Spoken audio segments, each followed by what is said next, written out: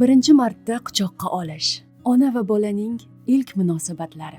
Ona suti bilan oziqlantirish aynan shu lahzadan boshlanadi. Tug'ruqdan keyingi birinchi soatda.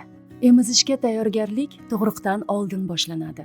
Qo'llab-quvvatlashdan, o'rgatishdan va g'amxo'rlikdan.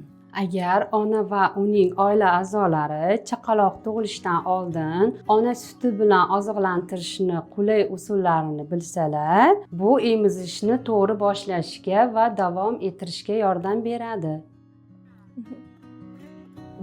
Ona suti chaqaloqning ilk 6 oyi davomida zarur bo'lgan yagona ozuqadir. U immunitetni mustahkamlaydi, chaqaloq o'sib rivojlanishini ta'minlaydi va kasalliklardan himoya qiladi. Sizning ozuqangiz bolangizni ham oziqlantiradi. Sog'lom va to'g'ri ovqatlanish farzandingizga eng katta foyda keltirishga yordam beradi. Emizish onalarni himoya qiladi. Tug'ruqdan keyingi qon ketishi, saraton, yurak-qon tomir kasalliklari xavfini kamaytiradi. 6 oyligidan boshlab chaqaloqlar qo'shimcha taomni yeyishni boshlaydi, lekin ona suti bilan oziqlantirish davom etiladi.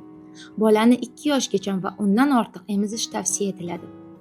Jahon sog'liqni saqlash tashkiloti va UNICEF chaqaloqni tug'ilgandan so'ng 1 soat ichida ko'krak suti berishni boshlashni tavsiya etadi. Chaqaloqni tug'ilganidan boshlab dastlabki 6 oy mobaynida faqatgina ona suti bilan boqish.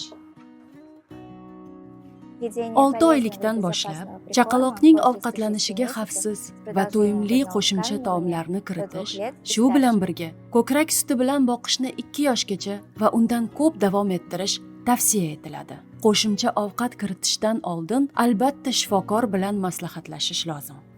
Ona suti bilan oziqlantirishni har doim va har yerda, uyda ham, jamiyatda ham qo'llab-quvvatlang. Har bir bola uchun eng sog'lom hayot boshlash imkoniyatini bering. Ona suti chaqaloqlar uchun eng maqbul oziqadir. U xavfsiz, toza va ko'plab keng tarqalgan bolalar kasalliklaridan himoya qiluvchi antijismlarni o'z ichiga oladi. Ona suti chaqaloq hayotining dastlabki kunlaridan unga kerakli barcha quvvat va oziq moddalarni ta'minlaydi. Birinchi oylar davomida chaqaloqga faqat ona suti kifoya.